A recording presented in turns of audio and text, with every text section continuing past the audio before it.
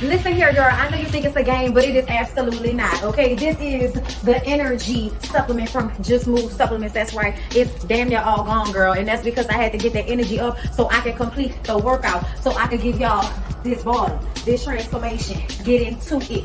Okay, and I'm done working out now, so that's why we're moving on to the protein shake. Oh yes, it's already in there, girl. It's already made right here. This is the mixture of the banana pudding, the chocolate cake, and the buttercream cupcake. And you really want to be fancy, you can go ahead and add that blueberry muffin if that's what you want to do, girl. But for me, it's these three right here. Okay, you put that with some almond milk, you mix it all up in honey. Okay, your muscles have gained life, new energy, agility.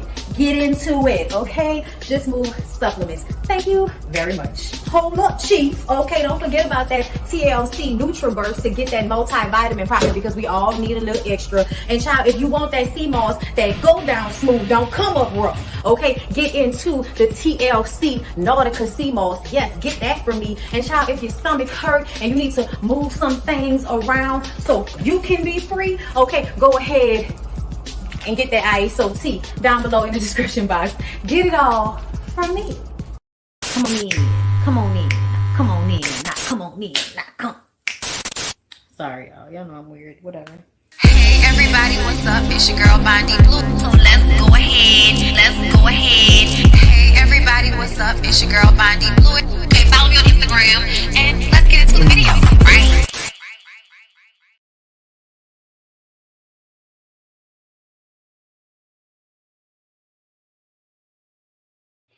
Hey everybody, what's going on? I hope everybody is doing well on this good Tuesday, child. I had to come to y'all with the Ratchet Reality, child, because the audacity is damn ridiculous across both. I say both of these shows, okay? Before we get into it, I want to remind everybody to make sure to show up for the Ooh, Ladies First panel this Thursday. It will be on Niecy Dixon's channel. Okay. I think, yeah, it's Niecy's, right? It's Niecy's channel this week, child. Listen, I think it's Niecy's channel this week. But either way, I'm super duper excited because I'm always excited for our shows. But more specifically, hold up, let me dress up and her up. Hi. Okay. So hold up, let me, because it's light. And then when you need someone, I will be by your side. Oh no, because there is a light that shines special for you and me. So y'all listen. Last Thursday, while we were doing the ladies first panel, I was like, I want some lip gloss. I'm about to order all me and the girls some lip gloss. So I don't know why, but you know, sometimes when I move to do things for people, I like to do that. You know what I'm saying? So I'm excited because I want everybody like to pick their favorite color from our little Fenty Beauty lip gloss fantasy. It's the posse, okay? It's the glossy posse. So that's what I was like, they're cute. You know what I'm saying? That way we could really be the glossy posse with our Fenty Beauties. Okay. I actually got myself this like plumper. So that's what's going on here, which I feel like, you know, it tastes it's nice. It's nice. But I can't wait to try the rest of them. Anyway, I was just sharing because like it just came in the mail. And I was waiting for you guys to come into the room for Ratchet Reality so we can talk about the audacity. But I also wanted to show y'all my outfit because I feel like I look cute. Child, nigga went to the doctor like, what? What are we doing? Oh, okay. All right. Child, listen, y'all know a bitch has gotten into working out and loves her a good skort. Okay. Love it. Love me a good skort, child. All right. And then this little, you know, top with the ruching right here. Okay. Shout out to She Inside. Sometimes you just have to do it like it's your B-day, even though it's not. Okay? Do it like it's your B-day, baby. Okay, so yes. Let's go ahead and get into the Ratchet Reality of it all, okay? Child, I gotta take this phone call. Hold on, y'all. Hold on.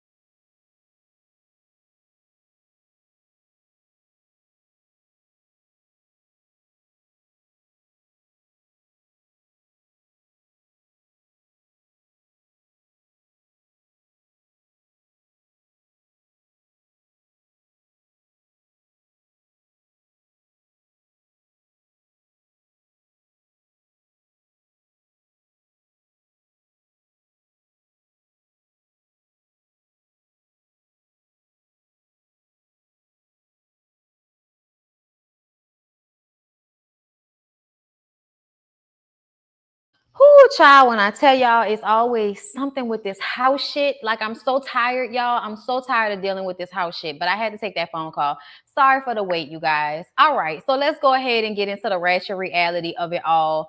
Let's go ahead and start off with Black Ink Crew Chicago. Child, that just aggravated the shit out of me. Like, I'm sorry, y'all. I hate that. I mean, I had to take the phone call, but like that just really annoyed the shit out of me.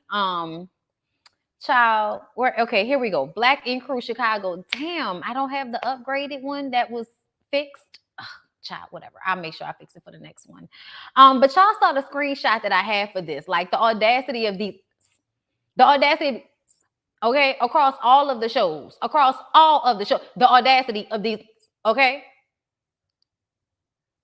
Child. All right. So let's go ahead.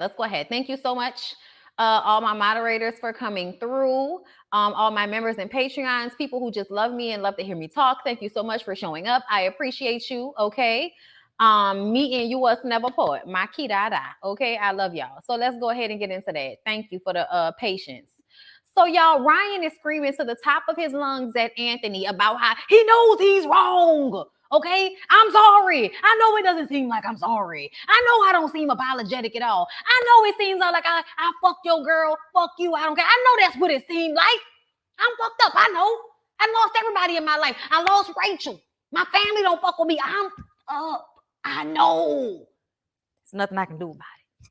So we cannot be friends. I'm fine. Homeboy Anthony just wants to know why. Why, homeboy Anthony? Why? That's all he wants to know. Why did you do this to your friend? Ryan says, I don't think you would understand in just one conversation. I said, not I don't think you would understand in just one conversation. Nigga, try me. Try me.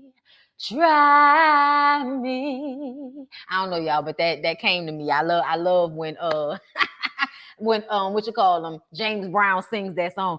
Try me. Try me. He used to have so much soul in his voice when he sung that song. But yes, try me. Give me an explanation, and then I'll let you know if I don't understand. But I need you to attempt to give me some type of reason or understanding. So y'all, let me see if I could think about the reason why Ryan fucked his best friend's girl. Okay. Friend had cancer. Did your friend do something to you? I don't think so. Ryan, why did you do it? Why did you do it? Because Ryan is selfish. I think when Ryan is sexually attracted to somebody, it does not matter if that's not a good decision. He's going to do it anyway because he wants to. I think whenever it comes to having sex or being with somebody, Ryan gets most of his gratification from the fact that he is a beautiful, attractive man that most women are going to throw their panties at, even if they know that he is the devilest of dicks. Even if they know he ain't, even if you heard he had a small dick, even if you heard he wasn't shit, even if you heard that he's a cheater, a liar, a deceiver, a backstabber, you know what I'm saying? Like, if you heard all of that about Ryan and you saw him, you were still gonna fuck him.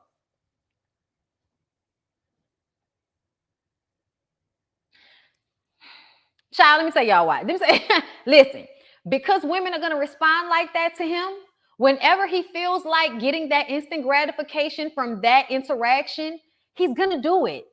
He's going to do it because he's not in a place where he can give a fuck about anybody else's feelings but his own. So yeah, friend, he should have thought about you, but he's not going to, because in that moment, he wanted to have sex with your baby mama because he's attracted to your baby mama. And once he fucked her, he probably liked fucking her and probably on the slick felt like he was getting the upper hand some kind of way on you. I don't think that's really what he was thinking about. He wasn't trying to hurt you, but hurting you did not matter. Hurting you didn't matter because he wanted to fuck her. And that's all that matters. That's all that I want to fuck her. I'm going to fuck her. That's it. And then I'll deal with the I'm sorry's and I'm wrong later. There are a lot of people that know they're about to do something fucked up and they want to do it anyway. And then they tell themselves, well, I'll do it and apologize for it later. It happens all the time. Ryan is just a fucked up, selfish individual. There aren't like any deep, profound issues any deep, profound reasons, because there are deep, profound issues that he's having here. Okay, I really want to break apart the childhood before the sister died. What was the dynamic like? Because it's very much self-centered. It's very much all about him and how he feels. And if he's going to hurt someone, guess what? It doesn't fucking matter because it's all about how he feels. He was raised that way. So I really want to know what the dynamics were in the household. Was he one of those boys that basically y'all made the older sister, do everything for him? He got doted on. He got all the pretty boy treatment. You know what I'm saying? Like, he got all of that.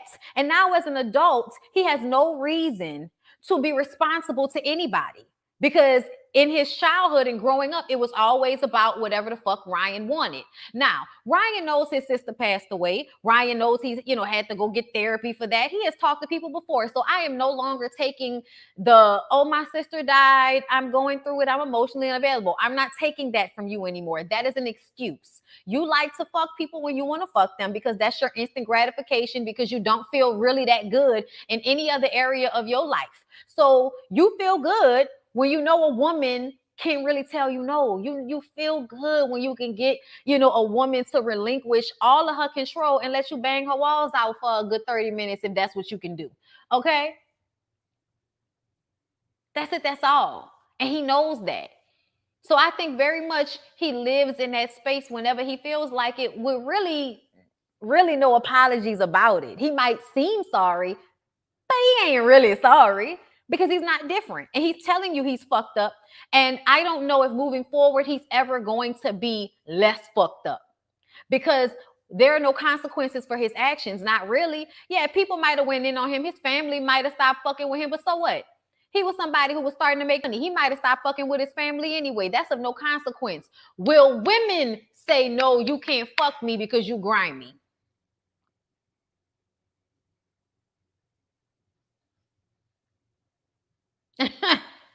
Listen, I love it. I'll be that woman to tell him no. I appreciate that. But you know what? Dudes who know there's a woman that they can't run that shit on, they won't even attempt to holler at those women unless they like a challenge.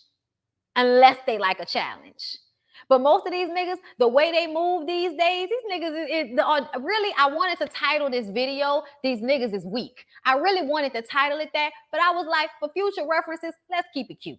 Okay? But really, you niggas is weak. Okay? And that's not to say that women don't have, weak moments, women don't cheat. That's not to say any of that. But we're specifically talking about the men on this show. It is weak as fuck to me for Ryan to be so ruled by instant gratification and sex that he will ruin long-term relationships for it.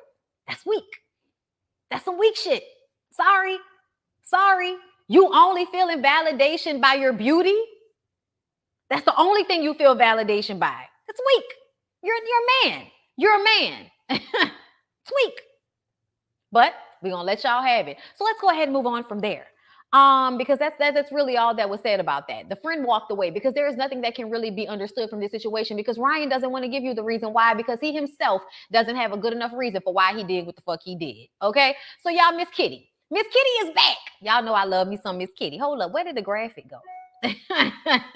Where did the graphic go is the better question. Okay, Miss Kitty. Child, Miss Kitty is back, and she is trying to rebrand Second City Inc. The only thing about this situation with Second City Inc. is I feel like it's all for show. I don't think it's a real tattoo shop. I don't think it's real. Okay, Kitty is not really the brand ambassador for Second City Inc. Okay, Charmaine doesn't really run a tattoo shop. Like, you may own it, but a lot of what y'all do is for staging for the show. Kent even caring about Charmaine's business, staging for the show. Charmaine even having a business, staging for the show. Okay? So I'm going to glaze over this and act as if it's real, but I don't feel like it's real, just so we're clear. So yes, Miss Kitty is back. She's rebranding Second City Inc. And she and Drea meet up so that they can discuss her coming back to Second City Inc. because it doesn't have any tattoo artists. We all know Prince is the only one working there currently, and they need artists, and Drea is a very talented artist. However, Drea is feeling some way because, first of all, Charmaine promised that everything would be together when she came to work there. Charmaine did not have licenses for the shop, which put her tattoo artist licenses in jeopardy. She didn't have anything that they needed. She was not working there. And then she used her mother passing away and her pregnancy as a reason for why she let her business fall to the wayside and let these people that she asked to come and work for her down. And I'm going to just tell y'all, I don't have any sympathy for Charmaine in this situation. Of course, I feel for her with her mom passing away, and then more recently, her father passing away. They haven't talked about that yet, but we already know that Charmaine's dad succumbed to his stage 4 cancer, which is so terrible and sad that they happen so close together. Y'all know Charmaine is a Louisiana girl, and you know she likes to call herself a New Orleans girl, but you know, slide out. But I love you anyway. You know what I'm saying? You my people anyway. At the end of the day. So like, I really do have like a love for Charmaine, and as all of this stuff has been happening in real life, I've been kind of keeping up with Charmaine, so I know what's going on with her, and I know that Neek makes good money. I know that they sell come on y'all, they sell the same shit that I sell, and I'm spacing right now, okay? But either way, they sell stuff, they make money. They don't need that shop. That's why we know that that shop is set up for staging, and so Charmaine can run out the whole, I used to be the secretary that nobody respected, and now I'm a boss that owns a tattoo shop myself. So now I can exact revenge on my tattoo artists by treating them like they don't matter and their opinions don't matter, the same way I was treated when I was working at 9 Mag. That's what Charmaine is doing. Thank you. CMOS, y'all. Thank you so much. Bay Moss, that's what it's called. So they have a business that's successful within itself, on top of the fact that Neek is already a successful black man. Like, Charmaine has done well for herself just by being able to nab Neek, and vice versa. Don't get me wrong, but child, the way Charmaine was out here in these streets, the way she likes to act, and kind of the way she can come off a little ditzy sometimes, even though I believe Charmaine is one of those book smart, not street smart type of girls. So they come off ditzy, but really they're actually quite smart. You know what I'm saying? So either way, that's how I see Charmaine. So I know what Charmaine is doing here. But either way, Charmaine, I'm going to just tell you, I don't feel bad, because you were not supposed to let that business go down to the wayside because all that was happening in your life. I know that that happens. And y'all, I hate the fact that I always feel like, child, let me use my family as an example. But I will do that because there are so many people that have successful businesses that are not allowed to let their businesses fall to the wayside because somebody in their family passed away, because they had a baby, because life happens. Life happens. People were depending on you to make sure you had everything in order for that shop. And to be very clear, Charmaine, you did not have the appropriate licenses before your mom passed away and before you found out that you were fully pregnant. Okay. So at the end of the day, miss me with the, oh my God, you know, I was going through things like, yeah, but ultimately in real business, people still have to make sure that their business is running because that's their livelihood. That's how you know that Charmaine's tattoo business is fucking fake and only for the show. That's how you know that. Because in real life, nobody lets their business that makes them money fall to the wayside because they're going through something. Like, no, just saying. I saw somebody say that I'm not sure if many know that Ryan mimics his mother's behavior. I mean, his mom feels a little emotionally detached to me. So that does make sense, but I'm gonna need a deeper dive into that. We're gonna have to conversate about that once I'm finished going through these notes. Okay. Yes, Neek and her baby is her redeeming quality. For sure. For sure. And the fact that she's been able to extend her presence. That's another smart thing that Charmaine has done, getting on WGCI and turning that into a real business for herself, and really being somebody that interviews and all of that type of shit. Like, I take my hat off to Charmaine and what she's been able to turn her little 15 minutes into. Because y'all see what happened to the rest of the mixy chicks that worked in black ink shops, right? Where are they? Have you seen them? Have you seen them? Haven't seen them. No. Ba, ba, ba, ba, ba, ba, ba, ba, ba, ba, ba, ba, ba, ba, ba. I haven't seen them. All right. So Drea has an issue with the way that Charmaine handled business, right? So when Charmaine and Kitty have the conversation. Charmaine is like, I want to pick my own tattoo artist because I allowed for Jess to think that she was more than just a manager and she thought she was going to run my shop. And then people felt that she, yeah, I know. Yeah, Charmaine is pregnant right now. Charmaine is pregnant, I think with a little boy right now with baby number 2. But either way, super duper happy for the family that they created. They're beautiful. She's, I mean, she to me, she's doing an Ashley. You know what I'm saying? When it comes to just, I think being a beautiful representation of when a young woman has her babies and has her family and take, you know, I like to see it. Okay, black love all day. Okay, but anyway.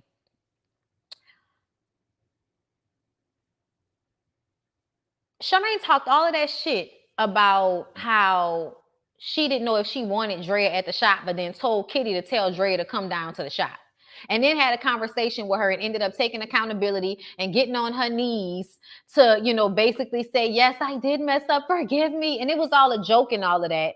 But they had to have that come to Jesus moment. And the truth of the matter is, we all know that y'all are going along with this so that everybody can be back on the show. Drea is coming back so she can be on the show. Charmaine is giving a fuck in this moment because it's time to get back on the show and get this Black Ink Crew check. Like, that's what it is, okay? But I don't appreciate Charmaine throwing her family you know, issues out there for a reason why she was allowed to blame Drea for what she did not do. Talking about, I really could blame you. No, the fuck you can't. See, here's the thing, Charmaine, and this is what I need for you to understand. In order for you to have the last word, you also have to take all of the blame. Understand that. Understand that when you are the boss and you, like you said, you like being a boss. You like when it's you that is the boss. Okay. You like all of it. Okay. So I need for y'all to understand being a boss is not just about telling people what the fuck to do. It's also about knowing enough what you're talking about to make good decisions for your business, first of all. And second of all, it's also about being responsible for your business. So if your business falls short, bitch, you are the responsible party, not the tattoo artist that you had come down here to work for you.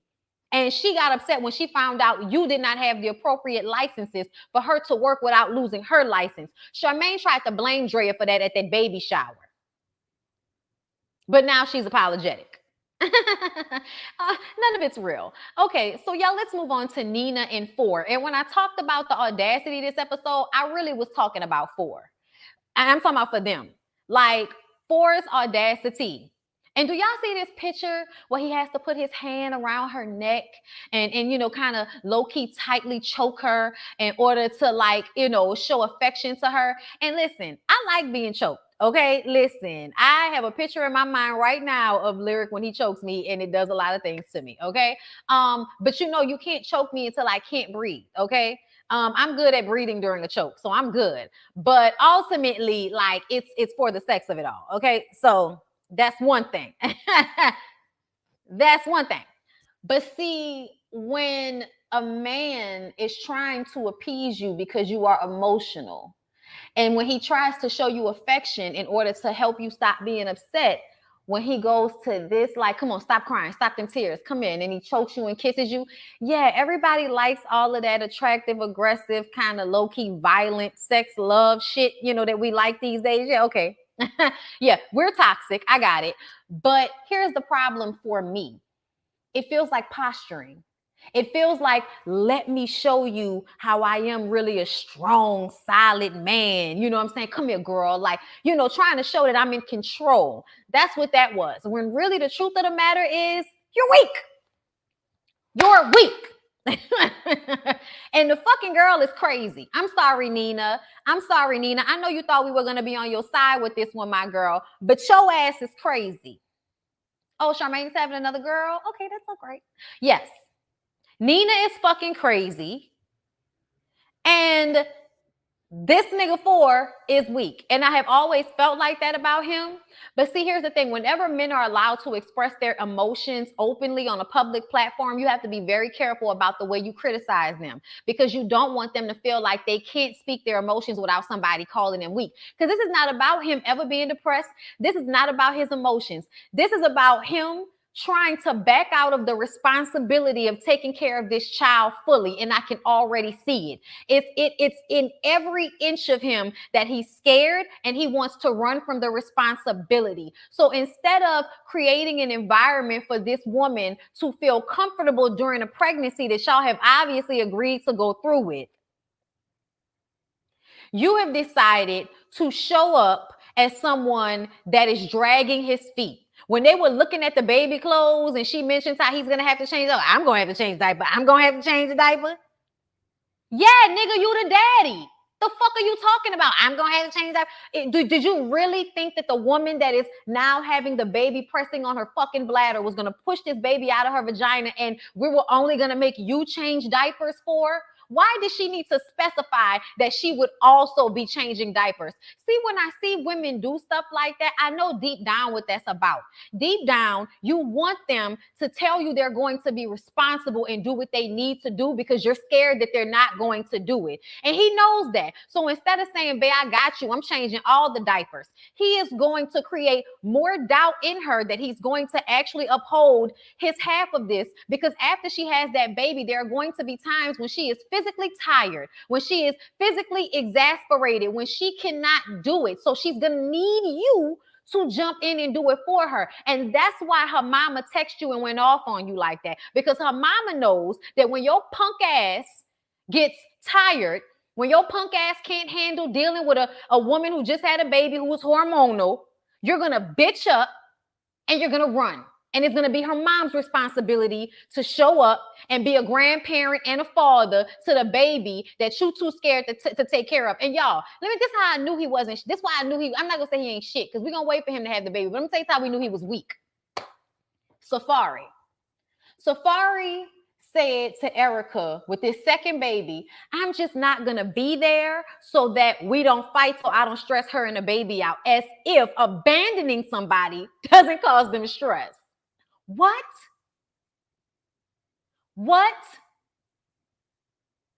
And that's exactly what Phor is talking about.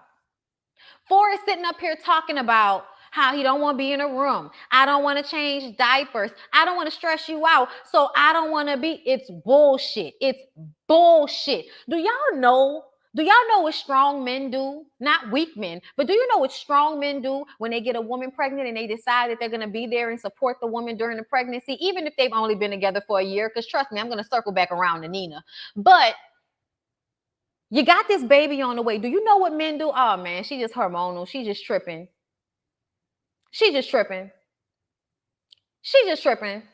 And you ignore what she's talking about. You ignore her being emotional. You ignore her being upset, and you be there anyway.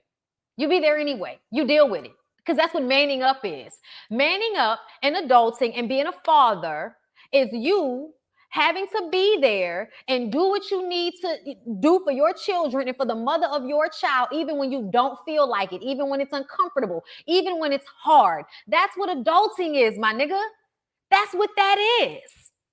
And so when you're like 30-something years old, because you're not 20-something, you went through all of your 20s not getting no bitches pregnant. You 30-something years old, and now you want to shoot up the club of a bitch that you had only been talking to for a couple of months, if that. Almost sound like y'all must have got pregnant as soon as y'all fucked.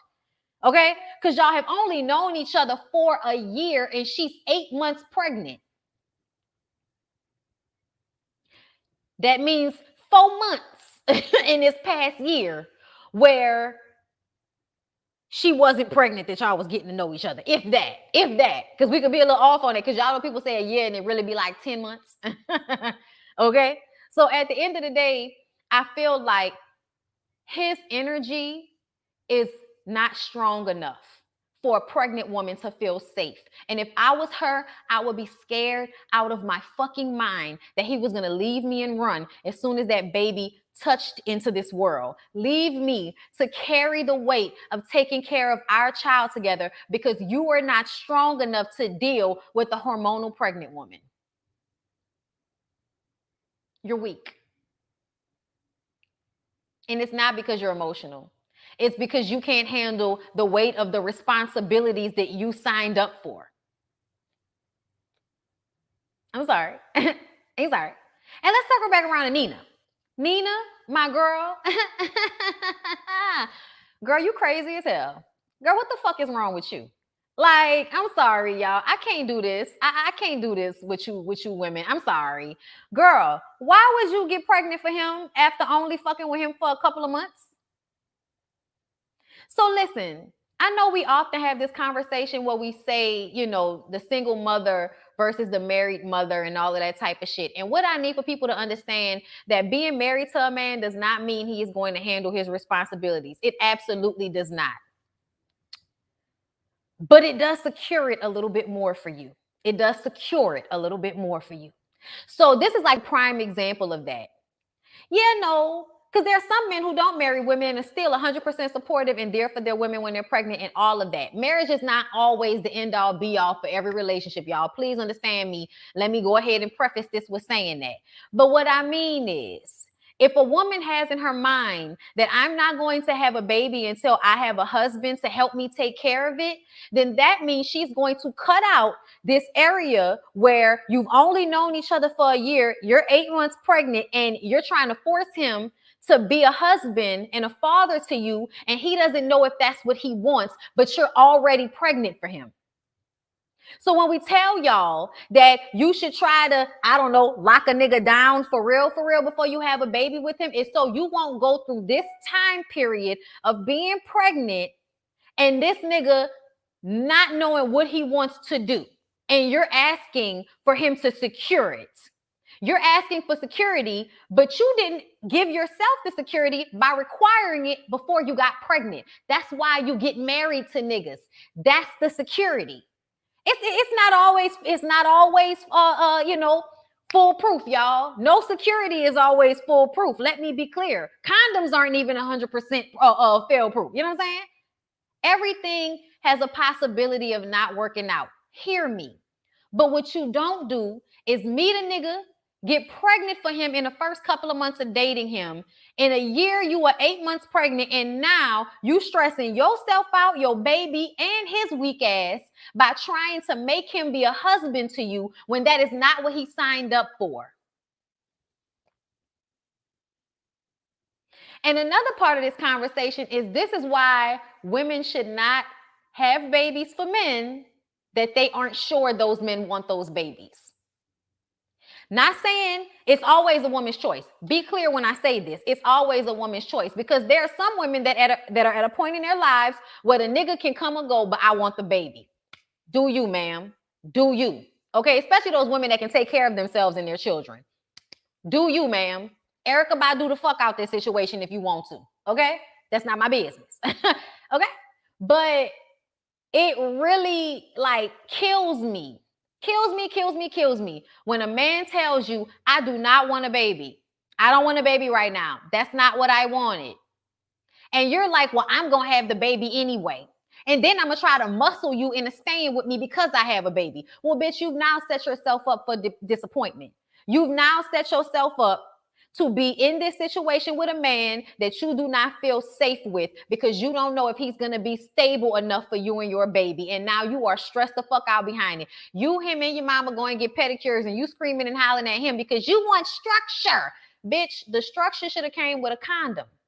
The structure should have came when you made up in your mind that you weren't going to allow your body to generate a pregnancy for a man that had not already shown you that he was in it to win it with you.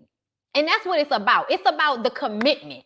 It's about the commitment to the woman and the baby, which is why a lot of these niggas be 100% there when they're with the woman. And then when they're not with the woman no more, now all of a sudden, where's daddy? So personally, I blame both of them for this situation because honestly, if you didn't want to get pregnant and have a baby before marriage, why the fuck did you shoot her club up? That was your decision to shoot her club up, correct? And when it comes to Nina, if you wanted structure and stability, then you should have required a ring and the structure of marriage before you got pregnant for him. But that's not what you required. And now the baby is here and you're upset. So when we tell y'all to require more for yourselves, to ask for more, to not have babies that you cannot take care of on your own by yourself. Don't get mad at us when we tell y'all that. Because we're coming from the standpoint of trying to save you from moments like this, where you're with a weak ass man that has agreed to have this baby with you and go in half on a baby, but is out here having dad chiller parties. And we're going to break that down. Thank you, Tina, for the super chat. Like my mama says, expectations only lead to premeditated resentments. Listen when folks tell you what they want. Absolutely. Absolutely. Right. Stability should have been a priority in the first motherfucking place. Exactly. She should have required a condom first. Okay. Listen. Because Phor very much feels to me like as soon as shit get hard, as soon as the situation get rough, he might run, which is why Don decided to throw him the bachelor party. So understand, I don't even like that it's called, they need to call it a daddy shower, because I need for y'all to understand what a bachelor party is. So, because that's what you're deriving that word from. A bachelor party is when a man is about to celebrate the ending of his bachelor life and becoming a husband. That's why it's called bachelor and bachelorette party. A baby shower is for people to get ready, buy gifts, prepare, celebrate the birth of, the coming of a baby. So if you were not going to have a men's portion, because a lot these days, back in the day, I feel like it used to more so be, a baby shower was for the mother. That's what it was. Gifts for the baby and to, bestow good energy on the mother, which she's the one that really needs it, because she's the one actually going through the physical job of holding and incubating a fucking baby. So her stress level needs to be put above everybody else's. What she needs to be put above everybody else's, because there's another human being inside of her body that she is now baking and making. Okay. So I need for that to be on all men's minds when they want to go around here getting bitches pregnant. Because y'all always, she was tripping and she did this when she was pregnant and she said that when she was pregnant. She was hormonal and you were stressing her the fuck out. There's a baby in her womb. I need y'all to make allowances for that. I need you to do that. I need you to understand it's hard. It's a life or death situation. It's a grave responsibility. And not only is the responsibility to take care of the child, but also the responsibility of her own body and what can happen to her own body after having a baby. All of those things that a man is not going to have to worry about because he's a new daddy. Okay. So, of course, at the beginning, things are about the mother because she is carrying the baby. Of course, it's about her. Calling it a bachelor party is stupid because that would say my, dad bachelor party. What the fuck are we calling him a bachelor for? He is going to be a bachelor before and after because they are not married. They're not getting married. He don't want to marry her. It's not a bachelor party, y'all. It's a daddy shower. It's a daddy shower, y'all. Okay? You can send me as many definitions as you like. That's a stupid name to call it shit. It should be called a daddy shower. Okay? But I did appreciate what he did. I appreciated what he did because you need to feel supported. Don feels, I think Don feels the fear coming off Phor too. All of them do. That's why they keep giving him advice.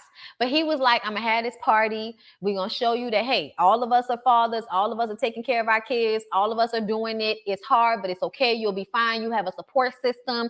Let's enjoy it. Let's celebrate it. I think it's a great idea. I do. I think the name is stupid, but I think it's an excellent idea because men absolutely need to feel like they're getting a prize by a child coming into the world in their likeness. Absolutely.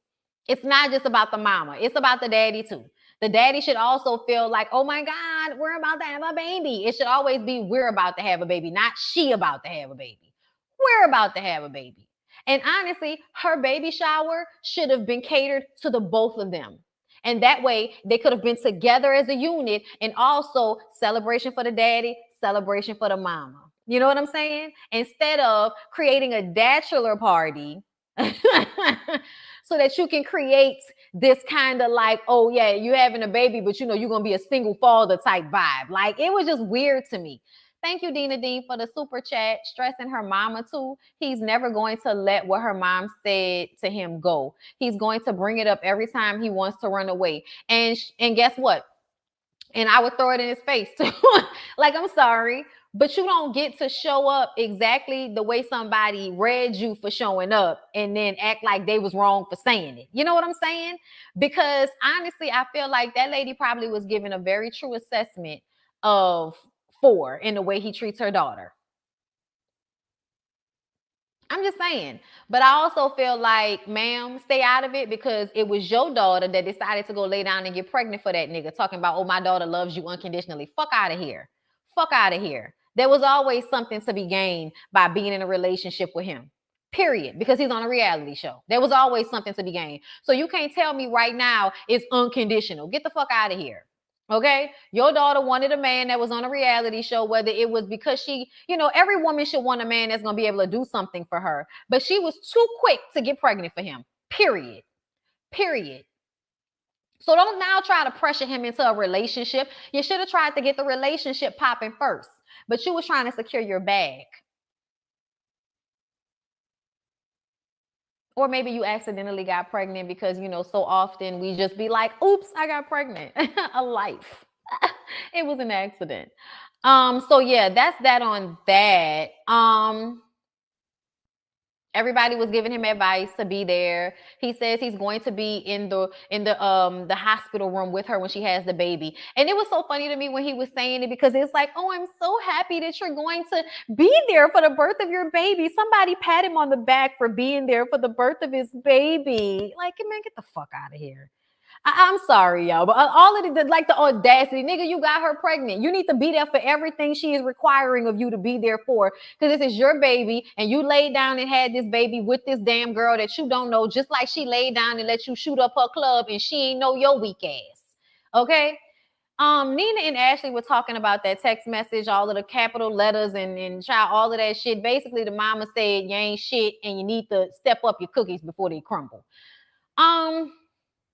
He was actually mad that she showed up to the bachelor party. I was like, why are you upset that she showed up? You don't like her. You don't really want to be with her. How did she get pregnant? I need to understand their relationship, because it doesn't seem to me like he really likes her at all. It just doesn't. But I'm hoping that because Phor was able to see that Nina's mom was checking both of them when they were getting their feet done, I'm hoping that that'll mean he'll be a little bit more amicable. But when I say weak, he's going to look for every reason to make an excuse for why he's not doing what he's supposed to be doing. He's going to look for everybody else to blame for why he's not doing what he's supposed to be doing.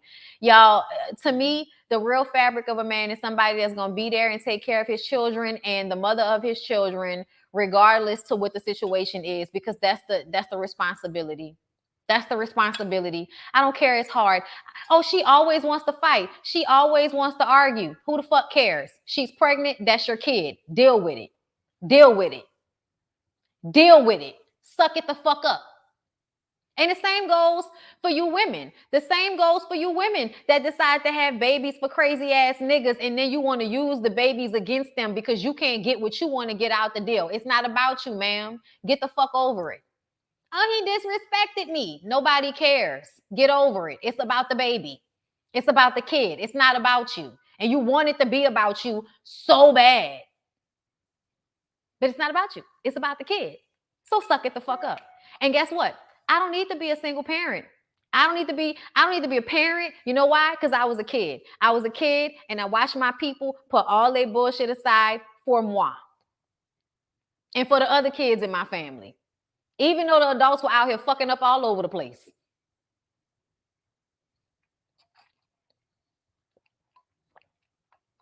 Right, y'all wasn't arguing when y'all was getting pregnant.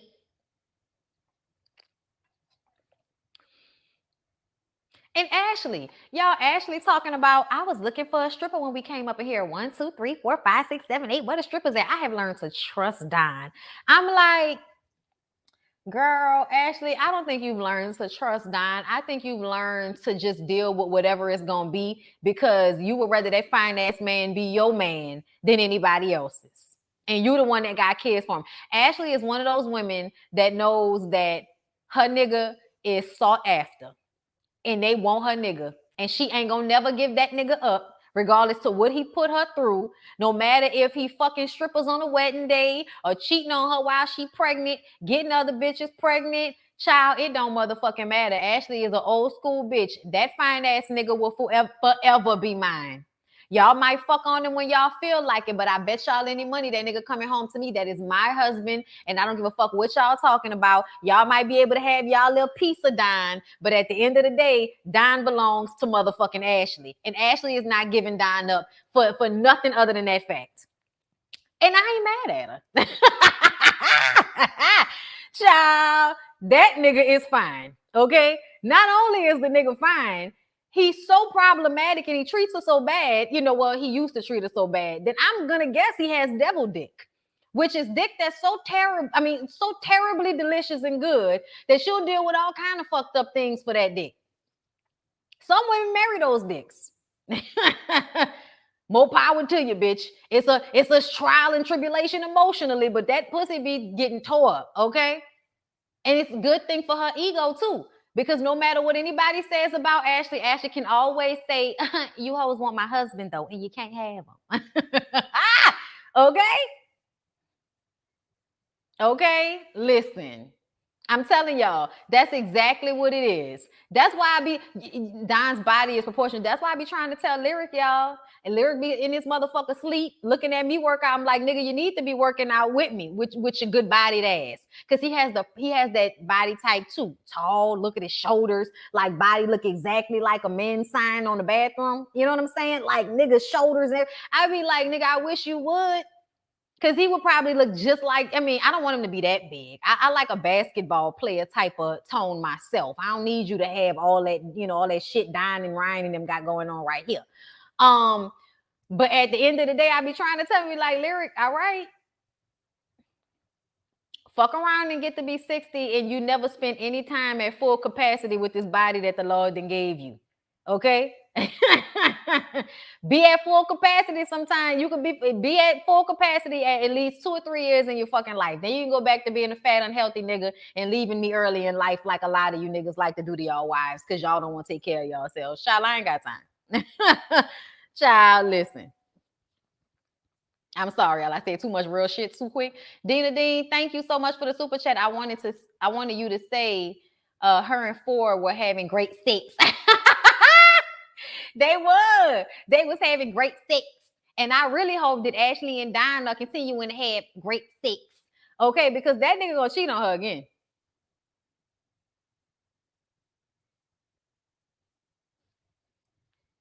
Not because I want him to, not because I think he should, but because based on the odds of a lifelong relationship with a nigga that look like that, that's on television, that's training, that's on social media, that nigga will cheat on her again. And she'll be hurt, but hopefully he'll have enough money to buy her something nice and take her on a nice vacation and fuck her and get her over it. And then, they'll go back to their happy lives and he'll hold off on cheating for another few years until he does it again. Child, now he ain't never stopped. Listen, how you know he ain't never stopped? And if he never did stop, I hope he's not on steroids, y'all. Because I don't understand people that are willing to like sacrifice their dick for a look. I don't even understand that.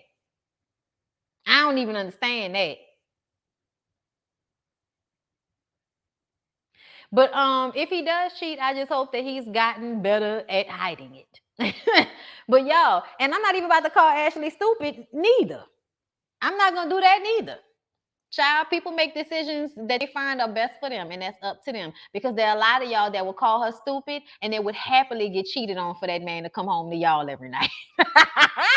Listen, okay? Listen, not the community chest. Nigga! Child, they didn't put that shit on the shirt, not the community chest. He don't have to hide it. Ashley accepts it. Here's my thing. As long as Ashley can go and do what she want to do, I think it's fair. And I'm not upset. I just don't like when women are resigned to like not get the dick that they want to get. And then their husbands can go and fuck on whoever they want to fuck on. Oh no. And we're going to do this together. We're going to do this as one. You're going to go do you. I'm going to go do me. And then we're going to come back together and do each other. Hopefully not all in the same day. If that's what you're going to agree to, shit. I don't even know. Y'all got me sitting up here talking about these people for a fucking hour like they was worth talking about for an hour. Go to hell. I'm mad. I'm tired of y'all making me talk for a long time. If I was just editing these videos and not doing lives, I would not be up here running my fucking mouth this long. I'm sorry, y'all. I'm so sorry. Anyway, Ashley probably has a life insurance policy out on him. She gonna get, oh yeah. That's why we always tell y'all it is better to be a wife sometimes, because we know these niggas ain't shit, but pay me for my pain, pussy ass nigga. Child, Bondy, Ashley isn't out here doing the same thing because Don wouldn't have and then see, that's a problem for me. That's a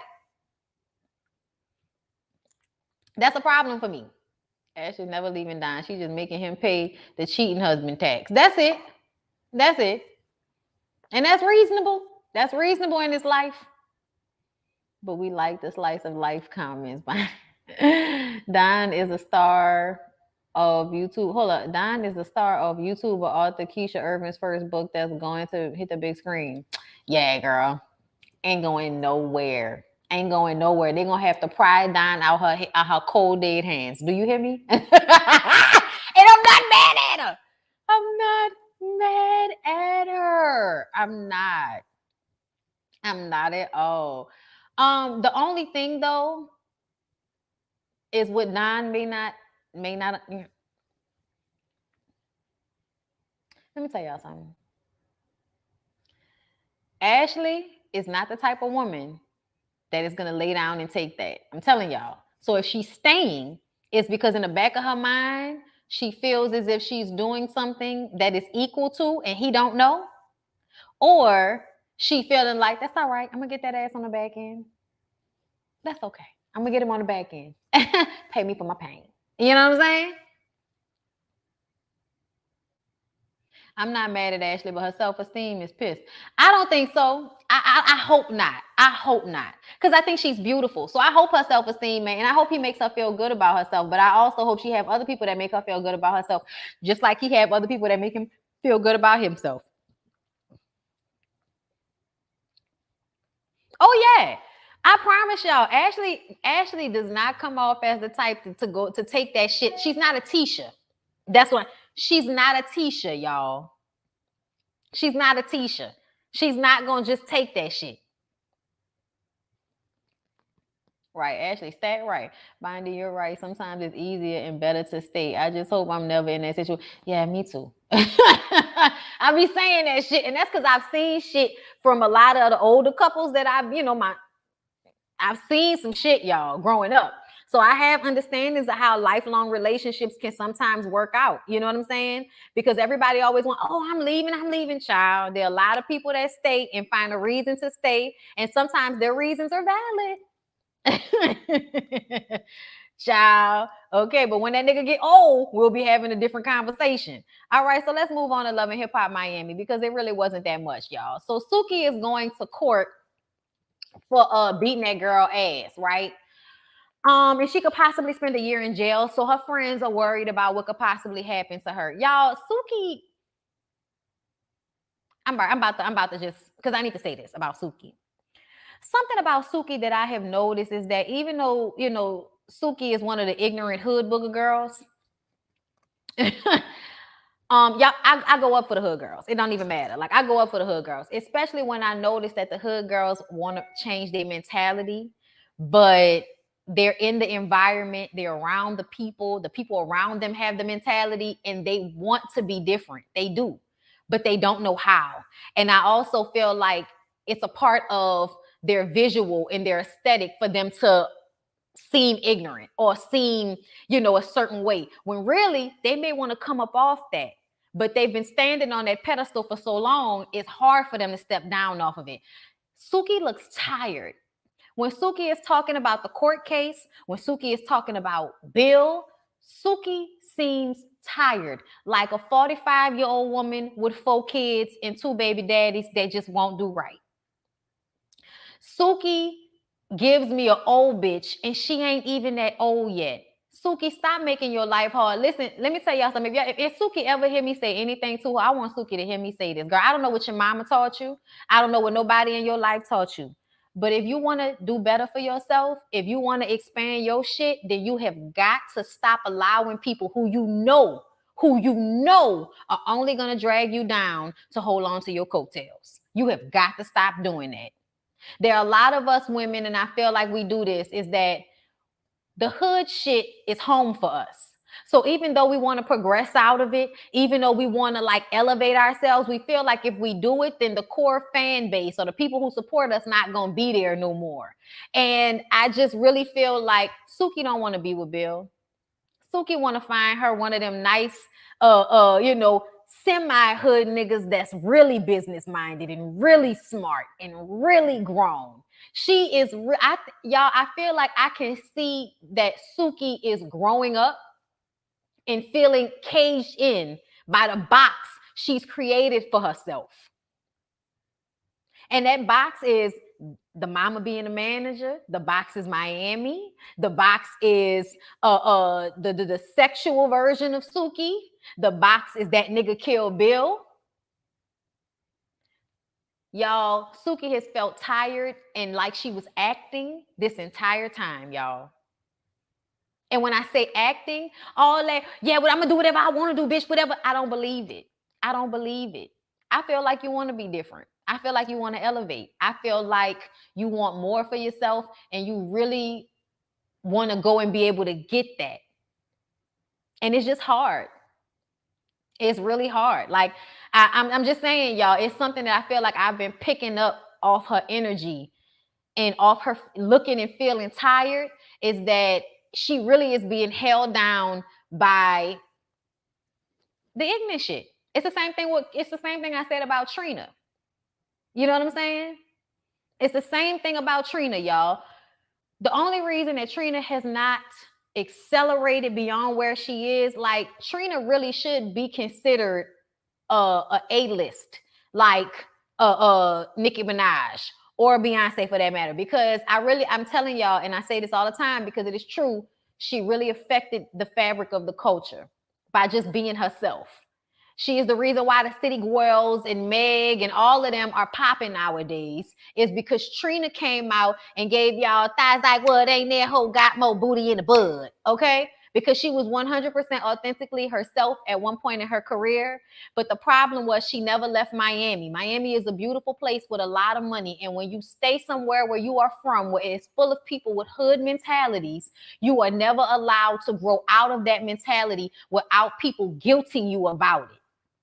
And when your fan base is connected to that, it's really hard to let that go, because you get a lot of your validation from being true to your people. And so it's hard to separate the two. So I feel like, that's something they've done their entire careers. And then they turn around and Trina says shit like, oh, y'all was being animals because y'all was tearing up the Gucci store and all of that type of shit, And it wasn't just about the Gucci store. She was just saying y'all was tearing up her city in general, and she felt the way about it and called everybody animals and all of that type of shit. Like she don't understand where folks coming from. You know what I'm saying? But that's because you've allowed to be living above, looking down on everybody, but you're still the same as them. Just saying. If Suki wants to do better, then she needs to actually do better. You know what I'm saying?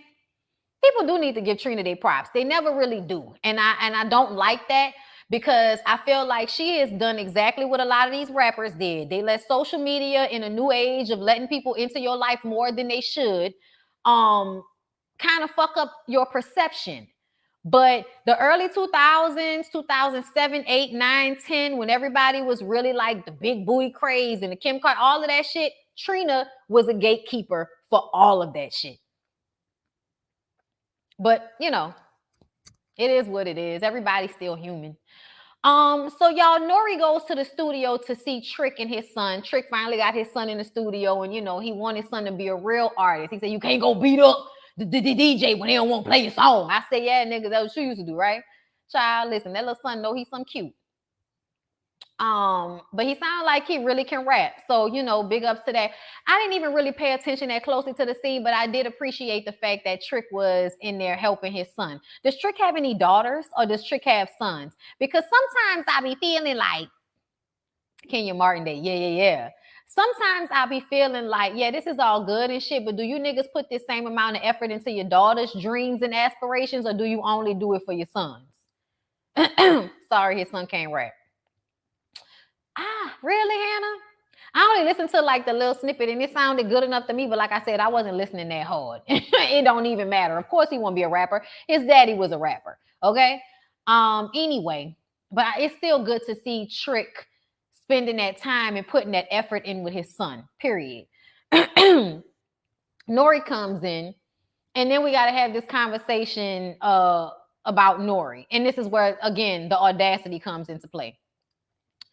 So yet again, we're having this conversation that Nori is an alcoholic whose business is him being an alcoholic. And he does not show up at home the way he's supposed to. He feels like paying for things means he doesn't have to be present at home with the children or help his wife with anything. So that's his mindset on things, right? And his wife, Neri, is trying to change that because she has a business that she's trying to start and she wants the same support she's given to him all these years. Got it. Okay. Why the fuck does Nori want Neri to have another baby? Same thing going off on Real Housewives of Salt Lake City. You don't do a motherfucking thing for these kids except for pay for their lifestyles. You don't do a motherfucking thing. You don't comb hair. You don't bathe. You don't feed. You don't pick up. You don't drop off. You don't, talk. You don't really spend time like that. So many things that you don't do with these children, but you want that lady to have another fucking baby so that you can try to fix the mistakes you made by not being there for the first set of kids.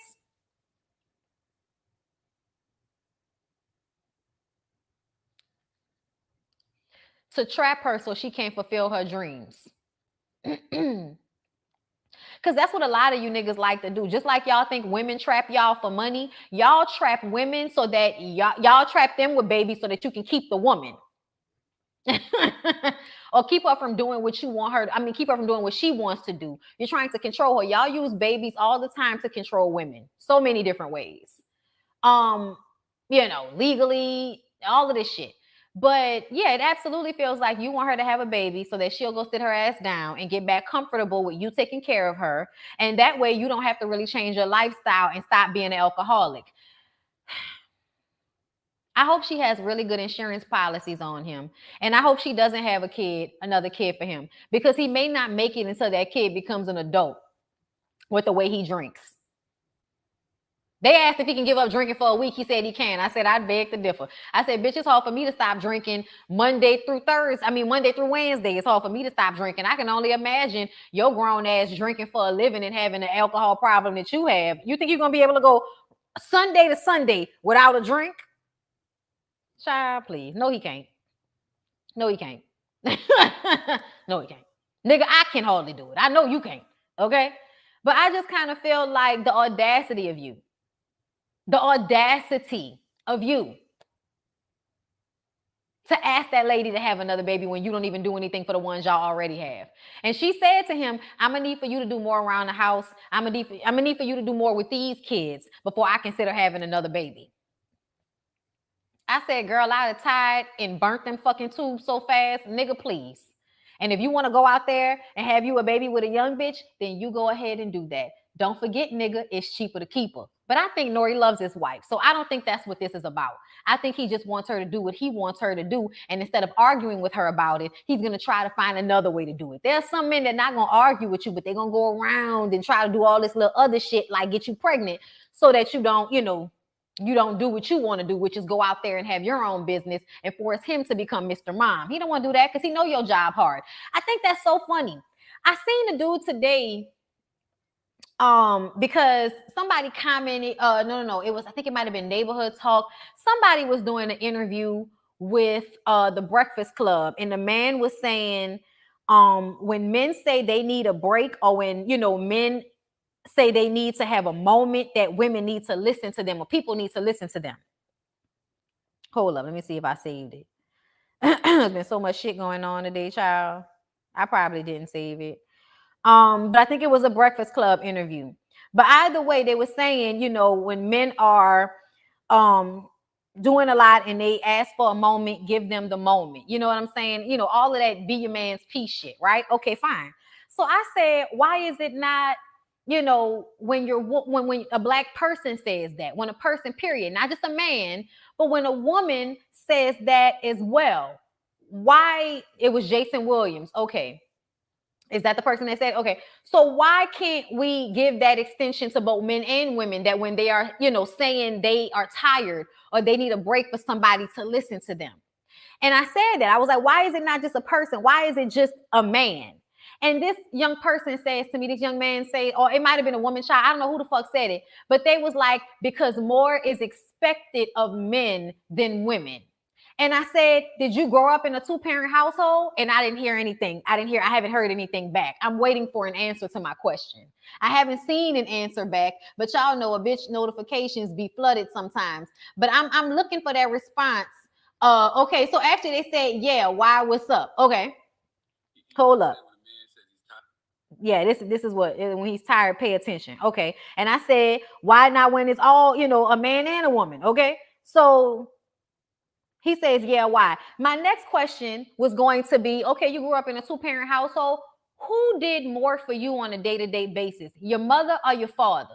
And I want to see how they answer that question, because in most households, women do more, especially in our day and age. A woman does more in the household. So how can you sit up here and say that more is expected of men than women? I think that's bullshit. Honestly, I think more is expected of men, but more is required of women. And that's two different things, because we can expect a lot of things, but what is actually being required in the situation is totally different, which is why men are allowed to just run away from responsibilities whenever they see fit, and women are not allowed to do that same thing. They're not. They're not. In this society, y'all will Monique the fuck out somebody if they decide that they need a break and they need to hand a child over to the father to take care. Y'all will call her a deadbeat mama, say she ain't shit, and drag her for a decade of her fucking life about handing her child over to the daddy when she needed a mental health break. Do y'all not remember that? Do y'all not remember when Monique said, I needed a mental health break because I could not take it? I gave my baby to his daddy, and y'all turned around and said that Monique was a deadbeat mom and she was not there for her kid. So when I say that it needs to go both ways, it needs to go both ways. I know he'll lie. I know he'll lie and say, oh, his father did more. And I'll be like, well, guess what? That is not the norm. You're very lucky. That's not the norm. It is not the norm for your father to work and clean and cook and take care of a child and make sure that a child has everything. I'm just saying, y'all. I'm sorry. I'm just saying. A lot might be expected of you, but a lot is not required of you. If you're allowed to tap out when you get off from work, so you get to just come home and then that's it. Y'all, I grew up in a household, a 2-parent household, and my dad was definitely the definition of a man's man. Take care of your family, take care of your kids, you work. Your wife don't have to work. If she want to work, that's what she can do, but she doesn't have to. Your kids are taken care of, okay? You know, you handle your business, you handle your money. You take, at one point, I tell y'all, I've told y'all, but a lot of y'all are new, so y'all don't be knowing, so I reiterate things. At one point, my dad was a single parent. When him and his first wife divorced, my dad had custody of my oldest sister and brother until they went to college. Okay? So trust me when I know about a man that takes care of his responsibilities. And I would still never open up my mouth to say that my father needed to be heard more when he was tired than my mom. You know why? Do you know why? I'm about to tell you why. Because when my mama was at work and my dad was home, my dad would be like, make sure those dishes are clean so your mama don't have to see that when she walked through the door. Make sure that this is done so that your mom doesn't have to deal with that when she comes through the door. My father thought about my mother's peace. My father thought about when my mom needed a break, when my mom needed time off, when my mom needed rest. Right? I can remember times when my mom would work crazy hours for the holidays, and my dad would work a regular like 8 to 4 p.m. shift, but he worked like an hour away, so he would have to leave really early in the morning. Hey, husband. And then he would come back home, and sometimes he would cook and then make sure that everything was taken care of by the time my mom got off from work at 11, 12 o'clock at night. Okay, so, huh? Shut up. And then I can remember times when my mom would work and my dad was retired, and my mom would be hungry in the middle of the night. My dad would wake up in the middle of the night and go make my mom a fucking sandwich. Wake up, eat this.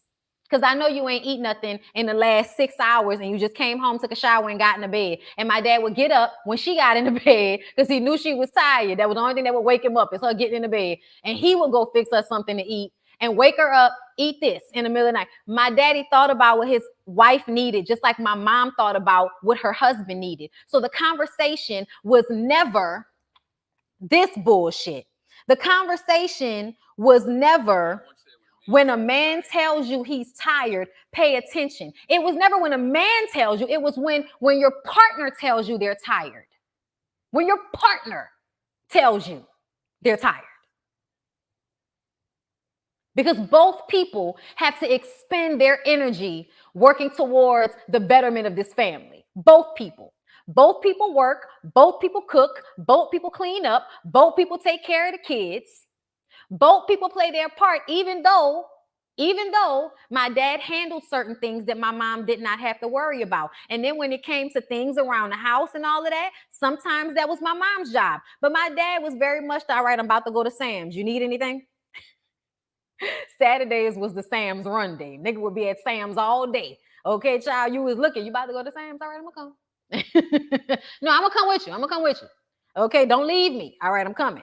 All right. I'm just saying, a man does what is required of him. A woman does what is required of her. All these expectations, bullshit. Okay? So that's why I didn't like that shit. I'm going to get back to that person in a minute because they say they grew up in a two-parent household, because I would really like to know who was doing most of the bulk of the work in your household. If you really think more is expected of your daddy than of your mama, the one that actually physically had babies and all of that type of shit. Like, that shit is ridiculous to me. The fuck is you talking about? You niggas completely get to tap out on the whole process of incubating a baby, but got the nerve to want to compare how much you do. Did you die when the baby came? Like, did you almost die when we had the baby? Then shut the fuck up. You ain't doing hard work. Your work ain't that hard then, nigga. I don't give a fuck. Your work ain't that hard, nigga. Did you almost die? Okay, then you all right. The fuck? That shit need to go both ways. And this toxic masculinity shit preaches that all of the thought and consideration should be going in one direction, and I will not. Did you shit for this baby? Oh, okay then. All right. Y'all, they be crazy out here. Trina, I don't know what the fuck going on with Trina. Trina passed out in the elevator on her way to a spa day. Bitch, why are you getting makeup and why are you tiring yourself out on a spa day? On a spa day, girl. Versus is coming up. Trina needs to take care of herself. Raymond tries to impress upon her to take care of herself. I'm tired. Bobby and his new face. Bobby and his new face talked to Joy about the audacity. Y'all ready for the audacity of this part? Okay. So the audacity, and women still work while they're pregnant also. Exactly. Be on their feet. The fuck? Oh, are we doing the same amount of work in this relationship if we both going to work and I'm the pregnant motherfucker with the baby on my bladder? I think I'm doing more work than you right now. The fuck? But we want to compare, right? Man, please. So yeah, Bobby and his new face talked to Joy about Snoop, Trina's brother, and Bobby trying to help Bobby's dad get out of prison. Now, Bobby is estranged from his father, has not seen his father since he was 7 years old. His father has been in and out of jail his whole life. And when we say in and out of jail, bitch, we mean in and out of jail. That rap sheet was fucking long. And it was for robbery and burglary. So I didn't like the way it seemed as if, and I often don't like this because toxic men do this shit all the time, right? The audacity. you say fuck your woman and the kids that y'all have. You're gonna go out here and thieve and rob and steal and whatever the fuck else you were doing all up and through the 90s. They got your ass put in jail. But now you want Bobby, who you have not reached out to until recently. You want Bobby to find some fucking money to help you get a lawyer so that they can get you out of jail. Correct?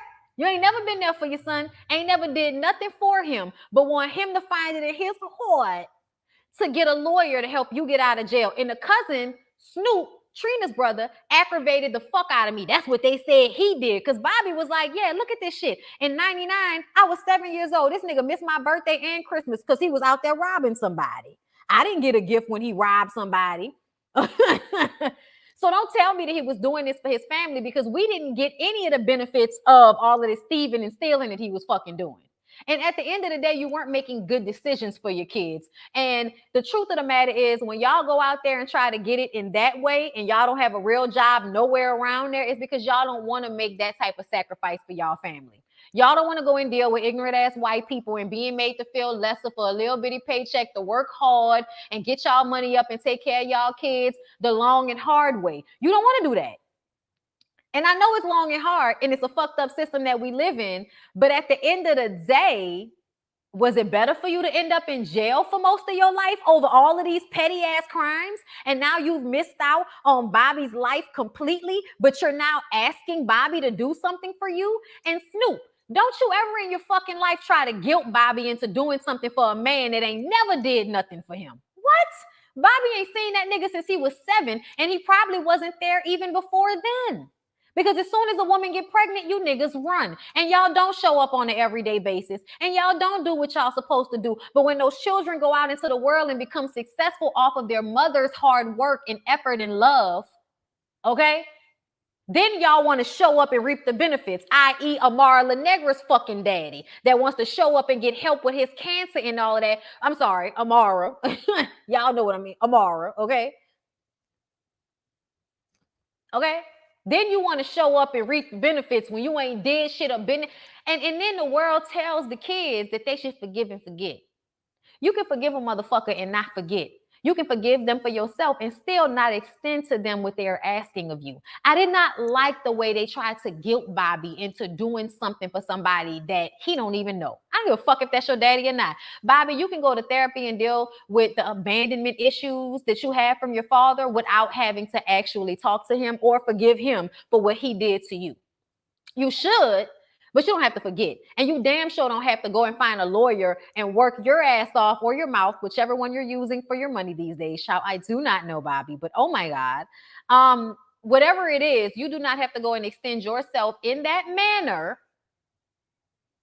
so that you can fix a relationship with a man that just hit you up a couple of months ago with a letter, talking about how you don't have to hide anything from me and I love you and I just want to know, do you want to be, do you want me to be in your life, or should I just leave you alone forever? Nigga, where was the letter when I was 10, 13, 14, 15, 16, 17, 18, 19, 20, 21, 22? How fucking old is Bobby? When were all the letters then? Where was the consideration then? Where was the relationship then? You hit Bobby up because you wanted something out of Bobby. You're trying to form a relationship with Bobby because your fucking ass is old. And what you niggas like to do is make selfish decisions your entire life. And then when you have exhausted all of the opportunities that you've had in life, you want to turn to your children who you've abandoned and then ask them for their resources as well. You're a fucking soul suck. A lot of you niggas. Y'all are a soul suck. I didn't like that, y'all. The cousin trying to guilt Bobby. Fuck out of here. You go pay for a lawyer for the nigga then. Asking me to pay for a lawyer for the nigga. Since you care so much, since you care about your uncle so much, Snoop, you pull together the money and do it. But do not come to Bobby and guilt him into doing that for a father that was never there for him. Child. And then Sheila and Ace made up. Sheila and Ace made up. And this really goes back to what I said on Love and Marriage Huntsville. I know, a lot of my members, y'all should be in here. But when I was talking about Love and Marriage Huntsville, I was talking about how Tisha needed to take a page out of Mel's book and just go missing on her man, because I feel like sometimes your nigga needs you to just go missing, because they act like they don't appreciate a motherfucking thing. So sometimes you just gotta up and go missing so that they'll understand, you know, and not missing like I'm calling, I hope you all right, but just like I'm okay, I don't want to talk. Okay. Like, I really do feel like the only reason why Ace showed up to this conversation all of a sudden having a capacity he didn't have last time is because Sheila decided, oh, you won't act like you don't have enough room and bandwidth for what I need? Oh, well, let me get up and go deal with my own feelings and go get myself where I need to be. And then when you feel the hurt of me not being in your presence, then you'll decide how much bandwidth and how much capacity you actually have for what the fuck I need. Because now it's a different situation. Now we're having a different conversation. And I almost didn't even like the fact that they made it seem like she overreacted or they blew it out of proportion.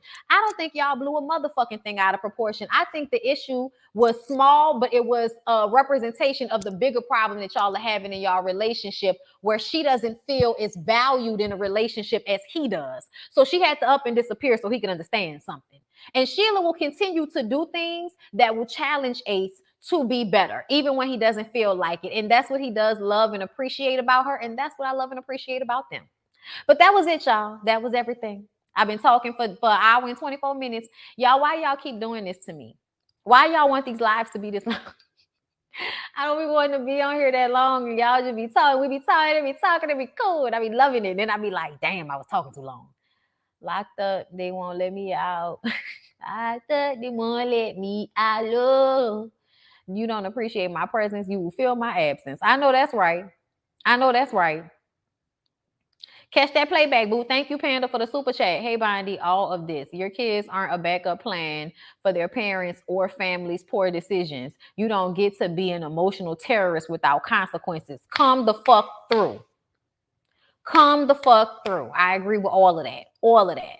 But anyway, y'all, I love you guys so much. I hope y'all enjoyed. Please don't forget to like, comment, subscribe if you have not already, and share, y'all. Share me. Y'all know I'm trying to make it to 100,000. Inshallah, I just like to make it to 90,000. So can y'all do me a favor and just like up the video, share the video, do what y'all got to do. Help your girl out. I love y'all. And I'm going to come to y'all tomorrow for a BondyBlue show because I need to do some organizing of what's going on. It's too much, child. Black China cursing people out. I didn't know what the fuck was going on. I said, is she high? Is she having a conversation? Somebody tried to hug her in the pandemic. What's going on? I don't know what's going on. So much is going on. So much is happening right now, y'all. People are just out here wilding. It's so much. So we're going to do a BondyBlue show tomorrow. Probably after I get my nails and my lashes done. So look for me around the same time tomorrow afternoon. So I love y'all. I love you so much. I appreciate all my moderators. Thank you guys so much for being the great moderators that you are. Thank you so much for all of my followers who are respectful and cool and having a good conversation in the chat without all the extra bullshit. You are much appreciated. All right. See y'all later.